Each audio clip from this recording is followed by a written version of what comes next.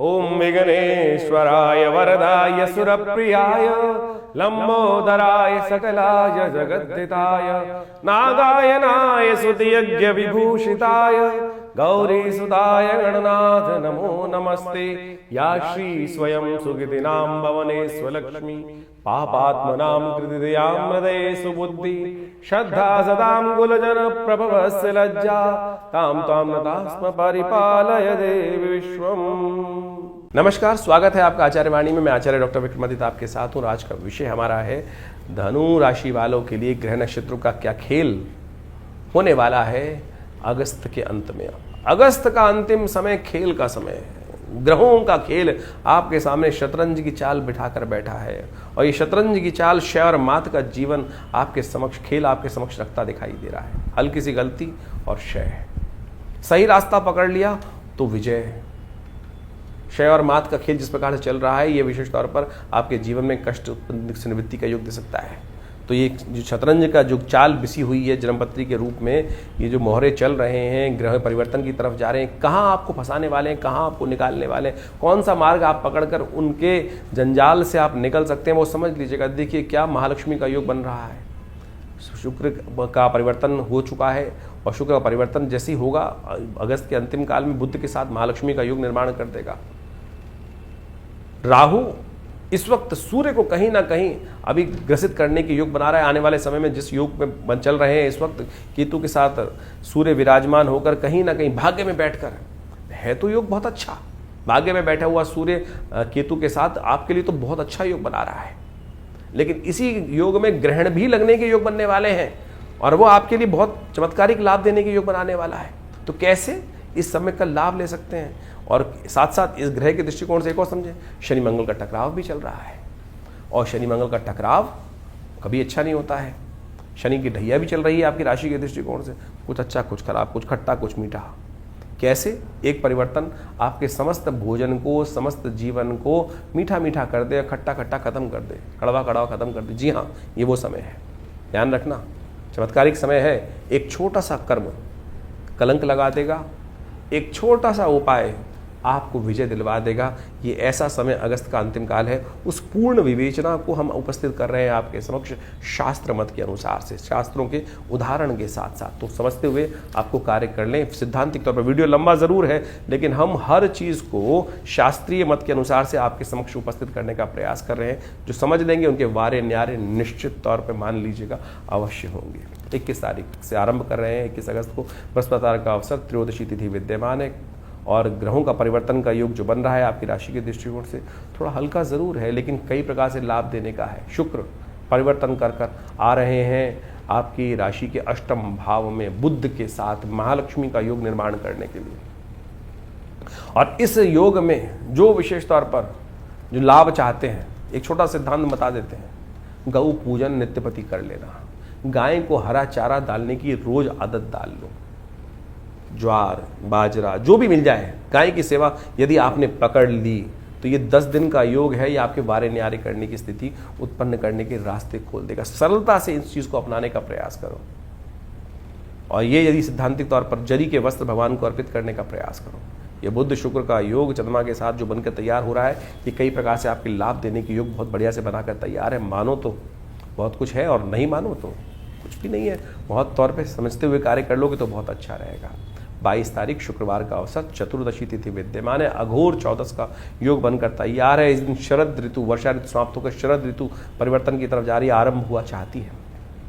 ग्रह नक्षत्रों के दृष्टिकोण से इस समय को आपको समझते हुए कार्य करना चाहिए। आशीर्वाद थोड़ा चाहिए, जो आशीर्वाद मिल जाए तो संपूर्ण रूप से, क्योंकि शनि महाराज इस वक्त आपकी सफलता पर बाधा देने के योग दे रहे हैं। चतुर्थ में बैठकर मंगल के साथ समसप्तक योग बनाकर वो वहाँ पर कई प्रकार के कष्ट सुख को समाप्त कर रहे हैं, ग्रहण लगा रहे हैं। साथ साथ सफलता पर भी कहीं ना कहीं रिजल्ट लाने नहीं दे रहे हैं। तो ऐसे में शनि को मनाना पड़ेगा आपको खास तौर पर, और शनि को मनाने के लिए शिव ही ऐसे हैं जहाँ शनि की कुछ चलती नहीं है। तो शिव का ध्यान करें, शिव का पूजन करें, क्योंकि शिव 14 है इस दिन। शिव से कृपा प्राप्त करें, शिव का शिवलिंग पर दूध मिले, विशेष तौर पर तिल मिले दूध से भगवान का अभिषेक कर लाभ ले सकते हैं आप। 23 तारीख शनिवार आ गया। शनि की बात करते करते शनिचरी अमावस्या का योग बन गया और शनि महाराज इस वक्त विघ्न उपस्थित करने के, ढैया चलाने के योग जो आपके ऊपर आ रखे हैं, वो कहीं ना कहीं उनको मनाना सबसे ज़्यादा ज़रूरी है, क्योंकि वही आपकी राशि में सब घेर घोट कर कष्ट के रास्ते को खेल रखे हैं। तो उनको मनाइए, सदा सुख पाइए। तो शनि स्तोत्र का पाठ कर लीजिए, शनि के मंत्र का जप कर लीजिए। हमने अपने इस चैनल के ऊपर अब शनि के वो ऑडियोज़ को उपस्थित कर दिया है। शनि मंत्र का 108 बार चांट लगा दिया है, जिसको आप चुपचाप सुन लीजिए, खाली चला दीजिए। धीरे धीरे मंत्र का प्रभाव रहेगा।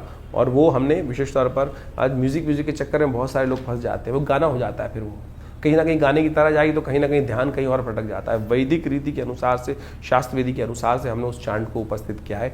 उसको नित्य प्रति कान में पड़ेगा, कान के वातावरण में वो स्पंदन उत्पन्न करेगा। तो विशेष तौर पर वो कहीं ना कहीं सुलाएगा नहीं मंत्र आपको।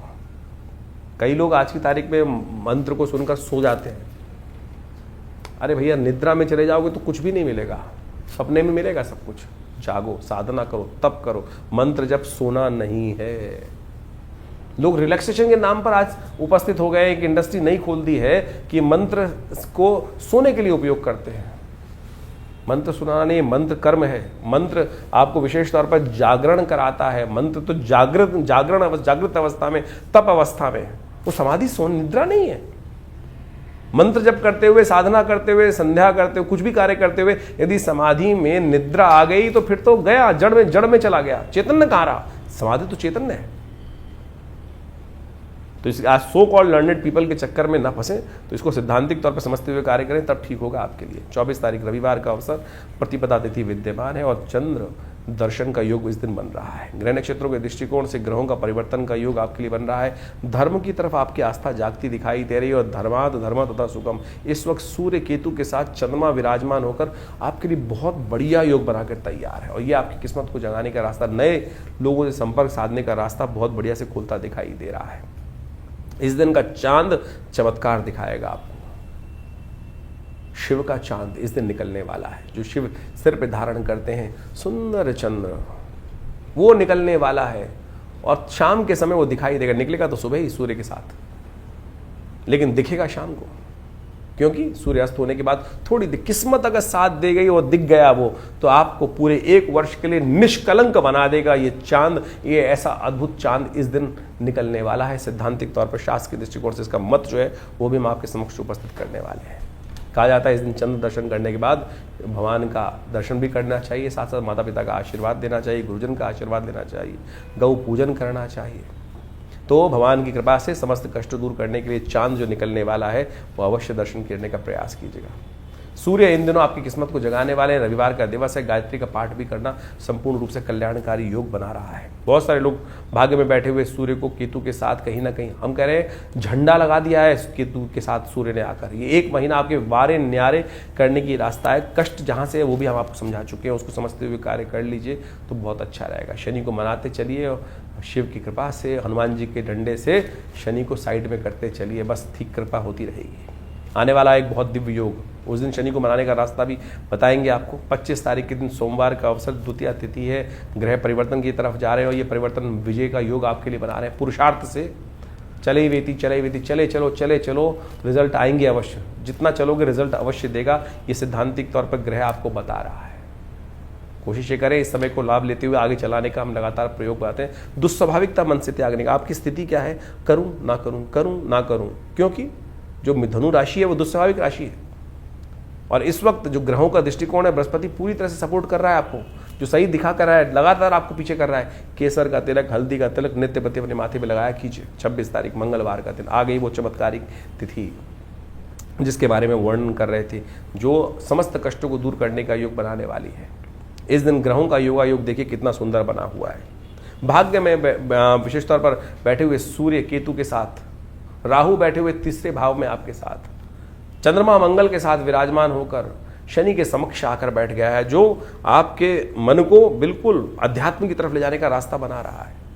तो सुंदर प्रयोग, बृहस्पति सम्मुख बैठा हुआ है आपकी राशि के, तो इससे सुंदर योग बन सकता है क्या। और इस दिन समझे क्या क्या योग बन रहा है। वराह जयंती, भगवान विष्णु ने वराह रूप में इस दिन अवतरण लिया। भाद्रपद मास के शुक्ल पक्ष की तृतीया तिथि है, चतुर्थी का आगमन साथ में हो रहा है। विश्व के कई भागों में इसी दिन गणेश चतुर्थी मनेगी। और साथ साथ इस दिन मंगल का जन्म दिवस, अंगारक चतुर्थी, शिवा, भविष्य पुराण के अनुसार से शिवा चतुर्थी का योग भी शिवा रूप में संज्ञा दी गई है शिवा चौथ का। इस दिन दान किया, जो कर्म करेंगे उसका 100 गुना अधिक प्रभाव प्राप्ति करने के योग बन सकते हैं। तो ऐसे में हमने इस शुभ योग को लेते हुए भगवान का सुंदर स्तवन करने के लिए इस दिन रास्ता बनाया, क्योंकि विश्व के कई दृष्टिकोण से इस वक्त गणेश चतुर्थी का योग भी बन रहा है। जहां गणेश चतुर्थी का योग बनेगा, क्योंकि मध्याह्न में अपनी चतुर्थी ली जानी चाहिए शास्त्र के दृष्टिकोण से। दिल्ली के पंचांग के अनुसार से 1:10 पर चतुर्थी का आगमन है, तो मध्याह्न काल ही, लेकिन अगले दिन करीब 3 बजे तक वो योग रहेगा। तो मध्याह्न में अपनी अगले दिन वृद्धि की तरफ ले ली लोगों ने, लेकिन ले सकते हैं दोनों तरफ शास्त्र के दृष्टिकोण से। विश्व में जहाँ अमेरिका इत्यादि में, यूरोप इत्यादि में तो इसी दिन मनाई जाएगी। तो आप उस दिन चांद भी मत देखिएगा, ध्यान रखिएगा। इस दिन हमने विवेकानंद योगाश्रम में मंगल ग्रह शांति महायज्ञ, शिव यज्ञ, रुद्र यज्ञ और साथ साथ हमने विष्णु जी के निमित्त यज्ञ और साथ साथ कई ग्रहों का, गणेश जी के निमित्त गणेश अथर्वशीर्ष का पाठ, सुंदरकांड का पाठ, हनुमान जी को, गणेश जी को सिंदूर चढ़ाने की व्यवस्था, भंडारा, सब कार्यक्रम रखे हैं। आप भी इसमें सम्मिलित हो सकते हैं, सादर आमंत्रित है। शाम को 5 बजे से लेकर करीब 9-10 बजे तक ये कार्यक्रम दिव्य रूप से चलेगा। भगवान की कृपा से सुंदर आशीर्वाद लेने का सुंदर योग बनाइए, कृपा से कष्टों को दूर करने के योग अवश्य बनेंगे। 27 तारीख बुधवार का दिन, गणेश चतुर्थी का जो दिन भारत में प्रशस्त है, उस दिन सुंदर स्तवन करने का दिवस है। गणेश जी की कृपा प्राप्त करने के लिए आपके गृह योग इस दिन पूरी तरह सपोर्ट कर रहे हैं आपके लिए, और आने वाले भविष्य में लाभ देने के रास्ते भी खुलते दिखाई दे रहे हैं। और शाम को गजकेसरी योग भी बनकर तैयार हो जाएगा आपकी राशि के दृष्टिकोण से, जो आपके कार्यों में सफलता देने का अग्रसर गारंटी लेकर आपके समक्ष आ रहा है। जितने अनूने विनय के साथ इस दिन गणेश जी का स्तवन करेंगे, सुमुखश्चैकदन्तश्च कपिलो गजकर्णकः लंबोदरश्च विकटो विघ्ननाशो विनायकः धूम्रकेतुर्गणाध्यक्षो भालचंद्रो गजानना द्वादशैतानि नामानि या पढ़े शुणियादपि विद्यारंभे विवाहे। तो इस प्रकार से भगवान का सुंदर नामों का स्तवन करें। इस साथ साथ आपकी राशि के दृष्टिकोण से सबसे अच्छा रहेगा पीले वस्त्र गणेश जी को अर्पित करें, और साथ साथ हो सके तो भगवान का मतलब मोदक भगवान को अर्पित करें, गणेश अथर्वशीर्ष का पाठ करें, दूर्वा गणेश जी को अर्पित करें। ये समस्त विधानों का पाठ कर आप अपनी किस्मत को जगाने की, रिद्धि सिद्धि गणेश जी के साइड में खड़ी हैं, प्राप्त करने के लिए सुंदर योग बना सकती हैं। सैद्धांतिक तौर पर शास्त्र में इसके ऊपर क्या क्या विवेचना उपस्थित की गई वो भी हम आपको बताते हैं। भारतीय संस्कृति में हर रोज एक नया त्यौहार होता है, और उन कथाओं के पीछे पीछे, उन अवतारों के पीछे पीछे बड़े रहस्य की बातें छुपी हुई होती हैं, हमारे जीवन पे जो बड़ा व्यापक प्रभाव डालती हैं। गणेश चतुर्थी के दिन भगवान गणेश का प्रादुर्भाव हुआ, और भगवान गणेश के प्रादुर्भाव के साथ साथ समस्त संसार में उनको आशीर्वाद मिला कि जीवन के विघ्नों को दूर करने के लिए, रिद्धि सिद्धि प्राप्त करने के लिए गणेश जी सबसे पहले प्रथम पूज्य माने गए। और प्रथम पूज्य के साथ साथ उनकी जो ख्याति थी पूरे संसार में फैली। और कहा जाता है कि गणेश जी की जो आकृति थी जिस प्रकार की, उसको देखकर चंद्रमा एक बार उनका उपहास करने के लिए उद्धृत हुए। चंद्रमा उनके स्वरूप को देखकर जब हंसे तो कहा जाता है चंद्रमा को कलंक लगा, श्री गणेश के श्राप का उनको भागी बनना पड़ा। और गणेश जी के श्राप से कहा गया कि चंद्रमा अपने सौंदर्य पर जो लेकर जो इतराते हैं, उनका जो भी दर्शन करेगा उन पर कलंक लगना भी आवश्यक हो गया। उस दिन से कहा जाता है कि चंद्रमा को ऐसा श्राप लगा कि बिल्कुल आज के बाद जो तुम्हारा दर्शन करेगा, तुमको अपने स्वरूप के ऊपर इतना अभिमान है कि जिसके कारण से तुम बड़े सुंदर लगते हो कि तुम्हारे में कलंक रहेगा, जो भी तुम्हारा दर्शन करेगा उस पर भी कलंक लगने के योग बनेंगे। तब कहा जाता है चंद्रमा बड़े शोक भाव से भगवान के समक्ष उपस्थित हुए, बड़ी क्षमा मांगी। तब जाकर श्री गणेश ने उस पूरे जीवन पर्यंत के कलंक को, श्राप को केवल एक दिन पर बांध दिया। तो भाद्रपद मास की शुक्ल पक्ष की गणेश चतुर्थी जिस दिन होती है, गणेश जी का जन्मोत्सव जिस दिन होता है, जिस दिन ये घटना घटी थी, उसी दिन तक के लिए कुछ देर के लिए चंद्रमा बाहर निकलते हैं शाम के समय पर, थोड़ी देर के लिए, और वो बड़े सुंदर चंद्रमा होते हैं उस दिन जब निकलते हैं। उनकी आभा बड़ी दिव्य होती है, लेकिन वो आभा ऐसी होती है कि उस दिन जिसकी नजर चंद्रमा पर पड़ गई, उनके जीवन में वो कलंक लगना निश्चय हो जाता है कि वो कलंक लगेगा ही लगेगा। और जो उनका दर्शन कर लेता है, तो उस दिन भगवान कृष्ण तक ने एक बार उस चंद्र के दर्शन कर लिए थे, चौथ के चांद। चौथ के चांद का दर्शन कहा जाता है कि बिल्कुल नहीं करना चाहिए। रामायण के अंदर भी इस भाव को रखा गया है कि बुद्धिमान व्यक्ति जो होते हैं इस बात को मानते हैं कि चौथ के चांद को नहीं दर्शन करते हैं, चौथ के चांद को दर्शन कर लेने से कलंक लग जाता है। तो इसलिए बुद्धिमान व्यक्तियों को इस बात का ध्यान रखना चाहिए। लेकिन गलती से मत्थे लग गया चंद्रमा। हम घर से बाहर निकलते हैं, कई बार सामने देखते हैं चंद्रमा निकले हुए हैं, बड़े सुंदर लग रहे हैं और ध्यान रहा नहीं, चतुर्थी है तो जिस दिन, और निश्चित मान लीजिए कलंक लगना निश्चित हो गया। भगवान कृष्ण ने भी गलती से चंद्रमा के उस दिन दर्शन एक बार कर लिए। कहा जाता है कि उनके ऊपर भी कलंक लगा सम्यंतक मणि चुराने का। कहा जाता है कथा के दृष्टिकोण से द्वारकापुरी में सत्राजीत नाम का एक उनका भाई था और वो साधना करता था, नित्यपति भगवान सूर्य की उपासना करता था। भगवान सूर्य की उपासना कर भगवान सूर्य को प्रसन्न किया और वो सम्यंतक मणि भगवान से प्राप्त करी। और कहा जाता है उस मणि का इतना प्रादुर्भाव था, इतना चमत्कार था कि वो नित्यपति स्वर्ण को देती थी और उस स्वर्ण को जिस प्रकार से प्राप्त होता था, जिसके पास भी वो मणि रहेगी वो स्वर्ण ही स्वर्ण में खेलता था। तो वो नित्यपति इस भाव को रखता था। लोगों ने कहा सत्राजीत को कि ये मणि तेरे लायक नहीं है, तुमको भगवान कृष्ण को दे देनी चाहिए, जिससे समाज के सुंदर कार्य हो सके, समाज में सुंदर लोगों की सहायता हो सके। लेकिन सत्राजीत अभिमान ग्रसित था। तो सत्राजीत ने उस जब सम्यंतक मणि को भगवान सूर्य से प्राप्त कर लिया तो कहा जाता है कि वो 8 पैर सोने को का निर्माण करती थी।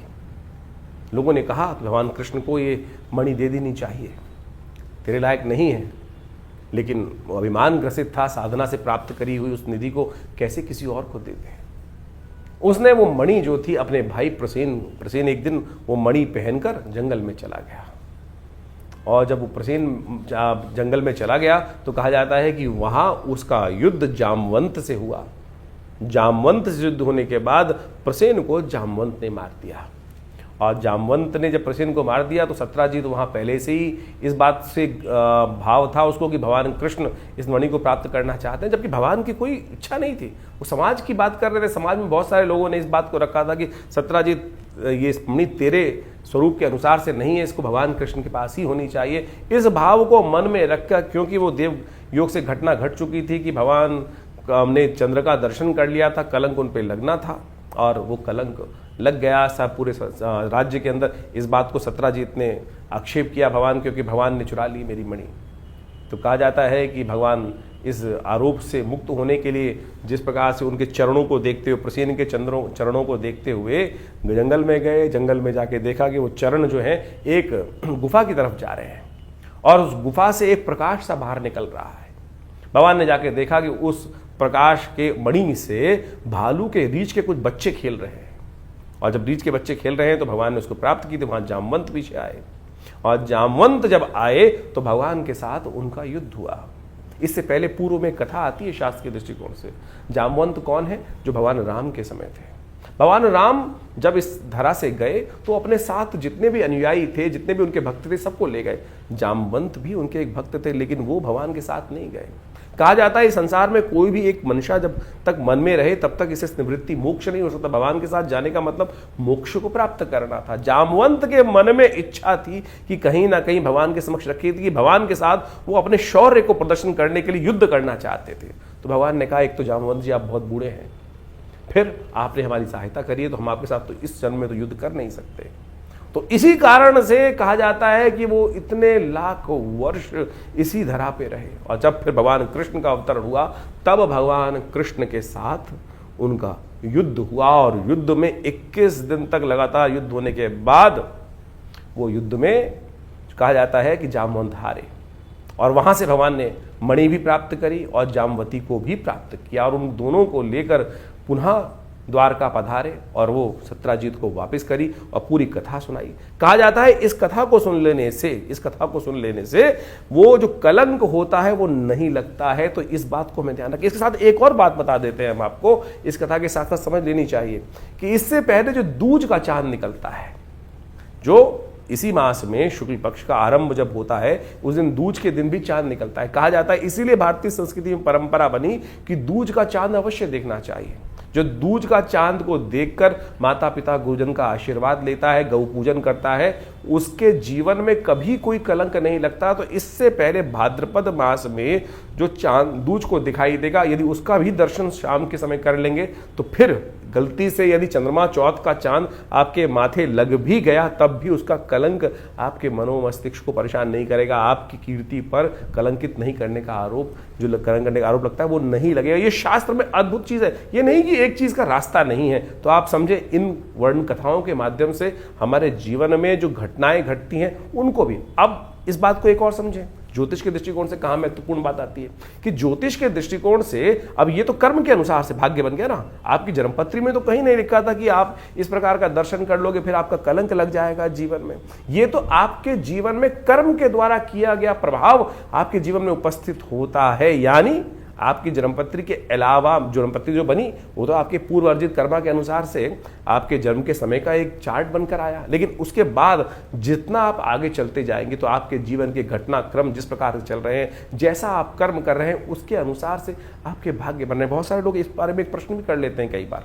ये समझने की आवश्यकता है कि क्या हम पूर्व अर्जित कर्मों के अनुसार से ही जीवन को आगे व्यतीत करते हैं? नहीं भाई, आप उसके साथ साथ अपने प्रत्यक्ष कर्म के द्वारा भी अपने पूर्व अर्जित कर्मों को बढ़ा सकते हैं, घटा सकते हैं, दुष्कर्मों को घटा सकते हैं पुण्यों के द्वारा। जो आप यज्ञ इत्यादि, दान इत्यादि, पुण्य इत्यादि, उपाय इत्यादि विभिन्न प्रकार से करते हैं, वो यही तो है। इसी के द्वारा तो पूर्व जन्म में, पूर्व समय में किए गए दुष्कर्मों का प्रायश्चित कर उसका घटन किया जाता है, उसको घटाया जाता है। तो यानी जो कर्म प्रधान विश्व रच राखा, ये भाव जो रखा गया है, यानी अब जो कर्म हो गया, मनसा वाचा कर्म, 3 प्रकार के कर्म शास्त्र में वर्णित है, उनको हो जाने से जीवन में जो प्रभाव उसका उत्पन्न होता है उसको घटाया बढ़ाया जा सकता है। जी हाँ, इस घटना के माध्यम से केवल घटना मत समझें, केवल एक कथा को ना समझें, इसका सारांश को समझने की आवश्यकता है कि क्या प्रभाव आपके जीवन में ग्रहों का पड़ रहा है। तो आप किसी भी प्रकार से यदि कोई गलती हो भी गई तो उसका प्रायश्चित करने के विभिन्न मार्ग शास्त्र में जगह जगह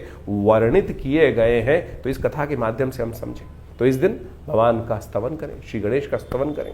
अब जो कर्म हो गया, चंद्रमा के द्वारा भी तो गलत कर्म हुआ, वो चाहते तो नहीं थे, लेकिन क्या हुआ, सामने एक ऐसी स्थिति बनकर आ गई, भगवान शंकर के पुत्र के ऊपर हाथी का चिन्ह लग गया। तो कोई भी व्यक्ति जब कुछ ऐसी प्रकार से एक अजीब चीज देखता है तो उपहास उठाने का एक स्वाभाविक प्रयास करता है। वो उपहास का जो उपहास यानी हास मजाक करने का कितना दुष्प्रभाव हुआ कि चंद्रमा पर जीवन पर्यंत का कलंक लग गया। लेकिन फिर उन्होंने पश्चाताप किया, भगवान के समक्ष क्षमा मांगी, तो उस क्षमा मांग के 365 दिन पूरे जीवन का कलंक हटाकर केवल 2 आधे घंटे के लिए उस कलंक को बांध दिया गया। चल इतनी देर के लिए तेरे को प्रायश्चित इतनी देर तो करना ही पड़ेगा, इतना तूने जो किया। तो यानी जिस प्रकार के भी ये कर्म करते हैं, लेकिन सबसे पहले हम समझें कि हमारी गलत हुआ, उसको ठीक करने का मार्ग अवश्य बनाने का प्रयास करें। इन कथाओं के माध्यम से ज्योतिष के साथ हम कई बार एक कथा सुनाते हैं, तो इस बात को हमें समझना चाहिए कि इन सब का महत्व ज्योतिष के साथ है। ज्योतिष बिना पुराण के अनुसार से नहीं समझी जा सकती। ज्योतिष केवल ग्रहों का खेल नहीं है। ग्रहों को जानने के साथ साथ उनके द्वारा किए गए जो प्रभाव हैं, अच्छे या बुरे, बुरे हैं तो उनको निष्क्रिय कैसे करना है, उनका जो माध्य निकलना है, रास्ता निकलना है, वो इन जो वैदिक शास्त्र हैं उनके अनुसार ही निकलना है। तो हमने इस बात को आपके समक्ष इसी कार्यक्रम में इसलिए रखने का सोचा कि आपको पूरा सार समझाने का प्रयास, छोटे रूप में नहीं समझ सकते हैं तो आप किसी प्रकार की भी जीवन में चिंता करना छोड़ें। सबसे पहले तो अरे जो ये प्रभाव हो गया, बहुत सारे लोग से पकड़ के बैठ जाते हैं कि मेरी तो 7.5 चल रही है, मेरा तो ये चल रहा है, मेरा तो वो चल रहा है। अरे चलना है तो चलने दीजिए ना, उसका हम ठीक करने का रास्ता भगवान की प्रार्थना से, उन उपायों से सही मार्ग पर चलकर प्राप्त करने का प्रयास करें। बहुत सारे लोग बड़े विचित्र होते हैं, लाखों रुपए खर्च करने को तैयार है कि मैं इसको कर देता हूं, ऐसा कर देता हूं, ये पंडित जी मेरे लिए ये जब कर देंगे, ऐसा कर देंगे, वो कर देंगे। क्या? अरे आपके स्वयं करने से होने वाला है। मैं ये पहन लेता हूं, कोई अंगूठी पहन रहा है, कोई कुछ कर रहा है, कोई कुछ कर रहा है। कर्म मन से सोचने से, कर्म को सही मार्ग पे करने से तब जाकर कष्टों से निवृत्ति का मार्ग बनेगा। इसको सैद्धांतिक तौर पर आपको अच्छे से समझ लेना चाहिए। आपका स्वयं का समर्पण चाहिए, तब जाकर भगवान की कृपा आपके जीवन में प्राप्त होगी। तो ये सुंदर रूप से गणेश जी का जो जन्म की कथा है ये बड़ी अद्भुत है, और हमने इस दिन विशेष तौर पर भगवान की प्रार्थना करने के लिए आश्रम में बड़े विशेष कार्यक्रम रखे हैं। आप सब उसमें सम्मिलित हो सकते हैं भगवान की कृपा प्राप्त करने के लिए। इस बार पंचांग के दृष्टिकोण से बड़ा एक और योग बन रहा है कि जो गणेश चतुर्थी के दिन योग बन रहा है, कई क्षेत्रों के अनुसार क्षेत्रवाद रहेगा इसमें। जिन जिन क्षेत्रों में जैसे चतुर्थी 2 दिन की पड़ रही है इस बार, पूरे विश्व के दृष्टिकोण से देखा जाए तो जहां मध्यकालीन चतुर्थी जिस समय पर आ रही है, जैसे यदि हम बहुत सारे विदेश में देखें, भारत से आगे जाके देखेंगे तो वो मंगलवार के दिन ही चतुर्थी का योग पड़ रहा है जो वहाँ रहेगा, तो वहाँ महाचतुर्थी का योग बन गया, यानी गणेश चतुर्थी के दिन मंगलवार के दिन रहेगी तो महाचतुर्थी का योग बन जाएगा। तो ऐसे में मध्याह्न व्यापनी दोपहर के समय जहाँ चतुर्थी जिस समय पड़ रही है वहाँ गणेश चतुर्थी मानी जाएगी, और कलंक 14 जो चौथ है वो भी पत्थर चौथ जो है वो उसी दिन बनेगी। इसका एक नाम पत्थर चौथ भी है। पत्थर चौथ का मतलब होता है, पुराने जमाने की व्यवस्था बना दी गई थी कि भाई चांद को नहीं देखना है तो पत्थर बाजार में लोग घर से रखते बाहर मार देते थे कि भाई कोई निकलेगा ही नहीं बाहर किसी कारण से। वो कल्याण के लिए था, पत्थर मारने की परंपरा ये नहीं थी, वो पत्थर इसलिए चढ़ा दिए जाते थे कि भाई कोई निकलेगा गलती से किसी का जो डायरेक्ट कनेक्ट जो है वो चंद्रमा के साथ हो जाए तो फिर वो कलंक ना लगे उसको। तो उससे बचने के लिए एक परंपरा इस प्रकार से कुछ देसी जगहों में चल गई, लेकिन शास्त्र में इसको इस प्रकार से प्रमाणित नहीं किया गया है। तो वो पत्थर चौथ के नाम से भी प्रचलित हो गया है वो चौथ जो है। तो वो मंगलवार को, जिन क्षेत्रों में मध्याह्न वापनी चतुर्थी रहेगी मंगलवार के दिन, तो उस दिन वहाँ पर वो चतुर्थी मंगलवार के दिन मनाई जाएगी। और जिन जिन क्षेत्रों में रहेगी तो मंगलवार के साथ साथ बुधवार के दिन है तो वो बुधवार के दिन चतुर्थी मना रहे हैं। और इस प्रकार से आप इस कथा का श्रेय महत्व समझते हुए अपने जीवन में शुभ लेने का प्रयास करें। तो धनु राशि वालों, आपकी राशि के दृष्टिकोण से आपने समझा दिन कितना महत्वपूर्ण है। 27 के बाद 28 तारीख की बात कर लेते हैं। बृहस्पतिवार का अवसर, पंचमी तिथि विद्यमान है और ग्रह आपकी राशि में राजयोग का निर्माण करके उपस्थित हो गए हैं। साधना का चमत्कार, तप का चमत्कार जिन्होंने किया, जितना किया उतना मिलने के योग बन रहे हैं। चंद्रमा आपकी राशि के दृष्टिकोण से जहां आ गए हैं अब वो पूरी तरह से लाभ देने के रास्ते में दे रहे हैं। बृहस्पति से दृष्ट होकर लाभ के लिए पूर्ण रूप से 70-75% ग्रह आपके लिए अनुकूल बनते दिखाई दे रहे हैं। बस शनि को मनाते चलना है आपको। रवि योग है इस दिन, रवि योग के कारण से नए कार्य आरंभ करने के लिए दिन अच्छा दिखाई देता है। ऋषि पंचमी है जो खासतौर पर ब्रह्म पुराण के अनुसार से आपको बताती है कि ऋषि तर्पण इस दिन अवश्य किया जाना चाहिए। जिन ऋषियों के हम संतान हैं, जो हमारे गोत्र हैं, चाहे वो वशिष्ठ, कश्यप इत्यादि, जमदग्नि इत्यादि विभिन्न गोत्रों में हम सब जन्म लेते हैं, और उन सब गोत्रों के अनुसार से हमें अपने उन ऋषियों को अवश्य तर्पण इत्यादि, पूजन इत्यादि करना चाहिए। तो उनके लिए ब्राह्मण भोजन, तर्पण सब अवश्य यदि करें तो बहुत अच्छा रहेगा, हमारे लिए आशीर्वाद मिलता है प्रत्यक्ष रूप से। मार्कंडेय ऋषि इसके प्रमाण हैं। उन्होंने इन्हीं सप्त ऋषियों की आराधना करके इन्हीं के द्वारा अमरता प्राप्त की। यही ले गए उनको भगवान शिव के पास, ब्रह्मा जी के पास, जिन्होंने समस्त जो कहा गया कि आयुष देने का सुंदर योग बनाया। 29 तारीख शुक्रवार का अवसर, षष्ठी तिथि विद्यमान है। अगस्त इस दिन उदय हो रहे हैं। ग्रह नक्षत्रों के दृष्टिकोण से अभी भी आपकी राशि में करीब करीब जो राजयोग बनकर तैयार है, पूरी तरह से नए बल को देता दिखाई दे रहा है। इस बल का पूर्ण उपयोग आप करने का प्रयास करें तो अच्छा रहेगा। समय तो उपयोग बिल्कुल ठीक है, तो आपको थोड़ा जोर ज़्यादा लगाना पड़ेगा, चीज़ों को ठीक कर पाएंगे आप। 30 तारीख शनिवार का अवसर, सप्तमी तिथि विद्यमान है और इस दिन ग्रह नक्षत्रों के दृष्टिकोण से ग्रह थोड़े हल्के हो गए हैं आपके। ध्यान रखना पड़ेगा स्वास्थ्य के मामले। मन थोड़ा हल्का दिखाई दे रहा है, हो सकता है कि जितना टारगेट हो उतना ना अचीव कर पाएँ। इस दिन बुध भी सूर्य के साथ अस्त होने का योग बना रहे हैं, जो थोड़ा सा आपके लिए मुश्किल योग बनाता दिखाई दे रहा है। बुद्ध का ठीक करने के लिए आपको अपने वाणी पर संयम रखना पड़ेगा, बुद्ध को शक्ति देनी पड़ेगी, हर चीज़ों को दान करने का प्रयास करें, बहुत ज़रूरी है। 31 तारीख रविवार का अवसर, अष्टमी तिथि विद्यमान है और इस दिन महालक्ष्मी व्रत का योग बन रहा है। बुद्ध हो चुके हैं अस्त, और बुद्ध का अस्त होना आपके लिए कहीं ना कहीं व्यवसायिक दृष्टिकोण से कुछ कष्ट देने के योग बनाता दिखाई दे रहा है, तो ध्यान रखते हुए कार्य करने की ज़रूरत है। इस दिन दूर्वा अष्टमी है, दूर्वा अष्टमी। दूर्वा अष्टमी के दिन कहा जाता है कि भगवती को आप दूर्वा चढ़ा सकते हैं। बहुत सारे लोग कहेंगे नहीं, शास्त्र में मना है, किसी भी कारण से दूर्वा घास नहीं चढ़नी चाहिए, नहीं चढ़ती है। लेकिन यदि आप देवी पुराण पढ़ें तो वहाँ दूर्वा अष्टमी का महत्व लिखा है कि भादों की शुक्ल पक्ष की अष्टमी के दिन भगवती को दूर्वा चढ़ाई जा सकती है। और बुद्ध ग्रह देव योग से कितना सुंदर योग बनाया देखिए। यदि बुद्ध को शक्ति देनी है तो भगवती दुर्गा को 108 दूर्वा अंकुर माला बनाकर, या देवी सर्वभूतेषु बुद्धि रूपेण संस्थिता नमस्तस्यै नमस्तस्यै नमस्तस्यै नमो नमः, इस मंत्र का जप करते हुए पढ़ें, करते करें तो देखिए बुद्ध की नेगेटिविटी को दूर करने के लिए। आप तो पता नहीं कहाँ से आज हर तीसरा आदमी देखिए फोटो में लेकर दिखा रहा है, नग पन्ना पहन के बैठा है। एक प्रश्न है, क्या इतने पन्ने संसार में उत्पन्न होते हैं कि जितने लोग पहनते आज हर चौथा आदमी पहन के घूम रहा है? या वो फैक्ट्री में बन के आ रहे हैं क्रिस्टल के बने हुए, और आप जिस ज्योतिष के दृष्टिकोण से जिस महाराज के पास जा रहे हैं वो आपको कहीं ना कहीं क्या करते चले जा रहे हैं। बुद्धि में तो आपके भी आता होगा, मैं तो मूढ़ आदमी हूँ, मुझे थोड़ा कम ज्ञान है, आपको ज़्यादा ज्ञान है। उतनी ज्ञान तो आपके पास भी होगा। तो शास्त्र को समझें। महालक्ष्मी के व्रत चमत्कारिक दिन, जिन चमत्कार की बात हम कार्यक्रम के आरंभ में कर रहे थे, वो दिन आरंभ हो रहे हैं। महालक्ष्मी को प्रसन्न, सब कुछ आते हैं संसार में आते हुए कि महालक्ष्मी को प्रसन्न कर लें, महालक्ष्मी को प्रसन्न कर लें। महालक्ष्मी के प्रसन्न करने के 16 दिन आरंभ हो रहे हैं। बहुत सारे लोग परिपाटी के अनुसार से उनका पूजन करते आए हैं और भरमार हो गई है। बहुत सारे लोग पंचोपचार पूजन करें, ऐसा करें, धूप चढ़ाएं, कमल के पुष्प चढ़ाएं, कमल की माला अर्पित करें और पूजा हो गई है। पूजा नहीं हुई है, ये तो केवल प्रदर्शन हुआ कि हमने स्वागत कर लिया। आराधना कुछ और है, व्रत कुछ और है। वो पूरा सिद्धांत यदि जिसने कर लिया, हम वो अब वैज्ञानिक विषय आपके समक्ष रखने वाले हैं, वैदिक विषय आपके समक्ष रखने वाले हैं कि कैसे कौन से चमत्कारिक प्रभाव को आप जीवन में अपना लें।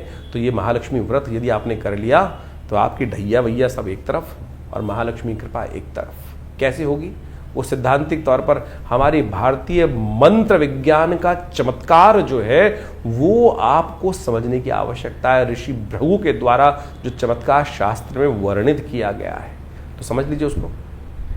तो अभी आपने नित्यप्रति राशि का फल समझने का प्रयास किया और अब आप समझें कि सबसे महत्वपूर्ण जो इस पूरे के पूरे अगस्त के अंदर एक तिथि पड़ रही है वो है महालक्ष्मी व्रत की। इस संसार में समस्त कार्य करने के लिए महालक्ष्मी कृपा चाहिए और महालक्ष्मी को प्रसन्न करने के रास्ते शास्त्र में अनेक विद्यमान हैं। लोग परंपरागत महालक्ष्मी के व्रत रखते ही हैं, लेकिन महालक्ष्मी के व्रत किस प्रकार से किए जाएं, शास्त्र में उसके ऊपर अनेक कथानक, अनेक जो प्रकार हैं, उनकी पूजाओं की पद्धतियां हैं, वो विकसित की गई हैं। लेकिन सबसे ज़्यादा महत्वपूर्ण जो है वो है महालक्ष्मी को प्रसन्न करने के ये महालक्ष्मी के जो व्रत हैं विशेष तौर पर। लेकिन व्रत किस प्रकार से किया जाए, इसको हमको समझने की आवश्यकता है। ये महालक्ष्मी के व्रत जो हैं, ये भगवती महालक्ष्मी का आशीर्वाद किस प्रकार से देंगे।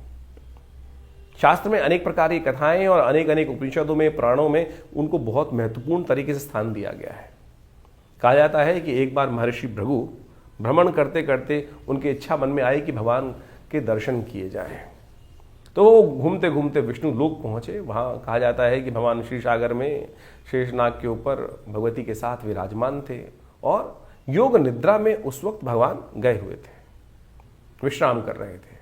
महाराज भृगु जब पहुंचते हैं, महर्षि भृगु वहाँ पर, तो भगवान योग निद्रा में होने के कारण से उठते नहीं हैं। तो भृगु को बड़ा विचित्र लगता है, पता नहीं किस कारणवश उन्होंने अपना जो चरण था वो भगवान विष्णु की छाती पर रख दिया और कहा कि आपका भक्त यहां आया और आप प्रभु आप विश्राम में हैं। कहा जाता है कि भगवान तत्काल उठे और उन्होंने भृगु को प्रणाम किया और कहा कि महाराज आप आए और मैं विश्राम में रहा। लेकिन जिस प्रकार से उन्होंने चरण से भगवान विष्णु के वक्षस्थल पर आघात किया, कहा जाता है महालक्ष्मी वहीं बैठी हुई रुष्ट हुई थी। जो रुष्ट हुई तो उन्होंने महाराज भृगु को श्राप दिया कि आज के बाद हम किसी भी प्रकार से जो आप लोगों के पास नहीं आएंगे। भृगु महाराज ने भी बड़े उत्कृष्ट प्रकार के विद्वान ऋषि रहे और उन्होंने वर्णन, शास्त्र में वर्णन मिलता है कि उन्होंने भगवती के सामने अनुनय विनय के साथ एक प्रार्थना करी कि भगवती, ये मेरा भगवान का एक निजी संवाद था, भक्त हूँ और भक्त की विशेष तौर पर एक भगवान के साथ अपने दास की, अपने स्वामी के साथ एक बड़ी तारतम्यता होती है, एक घनिष्ठ प्रेमता होती है। और भगवान ने कुछ नहीं कहा, लेकिन आपने श्राप दिया, मैं उसको स्वीकार करता हूं, लेकिन ऐसे मंत्र बनाता हूं। महर्षि भृगु के द्वारा बनाए गए श्री विद्या के अंतर्गत आए श्री सूक्त का निर्माण उन्होंने उस कथानक के बाद किया और कहा कि जो मैं क्या, ऋषि क्या, कोई भी वर्ण का व्यक्ति संसार में इन मंत्रों को जप करेगा, उनके द्वारा यज्ञ करेगा, इस पद्धति के द्वारा कार्य करेगा, तो मां भगवती आपको उस दास पर कृपा करनी ही पड़ेगी।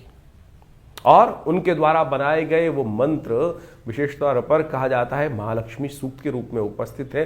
ऋग्वेद में आए हुए उपनिषद के अंतर्गत, ऋग्वेद उपनिषद के अंतर्गत आए हुए इस महालक्ष्मी सूक्त के अंदर इन मंत्रों का वर्णन मिलता है। और सत्य माने, हमने इसके ऊपर बहुत शोध किया। ये जो विधि है श्री सूक्त की, ओम हिरण्यवर्णाम हरणिम सुवर्ण रजत सृजाम चंद्राम हिरण्यमयीम लक्ष्मीम जात वेदो माव ताम आव जात वेदो लक्ष्मी मर्मगामिनीम यस्याम हिरण्यम विंदेयम कामश्वम पुरुषानहम। ये जो 16 मंत्र है, हमने 2 मंत्र आपके समक्ष इस वक्त यहाँ रखे।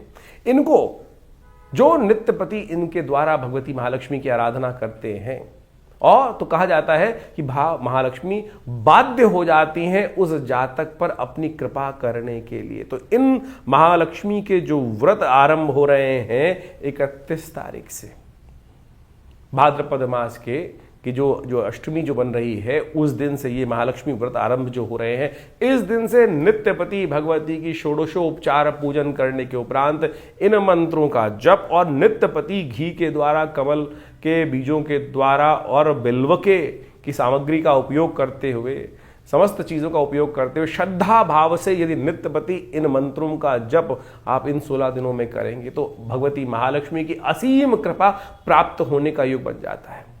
बाह्य तौर पर बहुत सारे लोग व्रत करते हैं, लेकिन बाह्य रूप से उनकी पूजा कर लेते हैं, प्रार्थना कर लेते हैं, उनका पूजन कर लेते हैं, और वो तो पूजा हुई, व्रत कहाँ हुआ, जो उनके समर्पण भाव हुआ। लेकिन जो मूल कारण है, जो है कृपा प्राप्ति करने का जो सिद्धांत है, फिनोमेना क्या है, वो पद्धति क्या है, वो ये श्री सूक्त का जप है, श्री सूक्त का यज्ञ है। यदि इन श्री सूक्त के मंत्रों का नित्यपति यज्ञ करते हैं, हमारे इस चैनल के ऊपर आप डिस्क्रिप्शन में जाकर उन मंत्रों को देख सकते हैं। हमने उसका पूरा यज्ञ अपने इस चैनल पर रखा है, डाला है, और ज़्यादा से ज़्यादा 1.5 मिनट में वो 16 मंत्र पूरे हो जाते हैं। और नित्यपति यदि उनका 108 बार श्रवण, उसका स्तवन आप करना शुरू कर दें तो भगवती महालक्ष्मी की कृपा प्राप्त करने का जो चाहो, जैसा चाहो वैसा होने के योग, चमत्कार एक नहीं हजारों बार हमने देखा। हम भी संसार में रहते हैं, और जो व्यवस्था अब चलती है भगवती कृपा से अद्भुत रूप से वो कृपा प्राप्ति के योग बन सकते हैं। तो आप कैसे भी जीवन में दुर्भाग्य के योग बने हुए हो और ग्रहों का अशुभ प्रभाव हो, वो मंत्र वो शक्ति है कि मंत्र जो है वो देवताओं को बाध्य कर देते हैं आप पर कृपा करने के लिए, ग्रहों के दुष्प्रभाव को एक तरफ कर देते हैं। यदि इन शास्त्रोक्त विधि के अनुसार से, हमारी भारतीय संस्कृति ऐसी चमत्कारिक संस्कृति है कि जो योग साथ साथ क्या है कि जो बिल्कुल पद्धति युक्त है कि अगर आप पूर्ण इस श्रद्धा के अनुसार से, विश्वास के अनुसार से इस मार्ग पर चलोगे तो उस गंतव्य के निष्कर्ष पर, अंतिम लक्ष्य को प्राप्त करने का रास्ता बनेगा ही, उसमें कोई दो राय हो ही नहीं सकती हैं।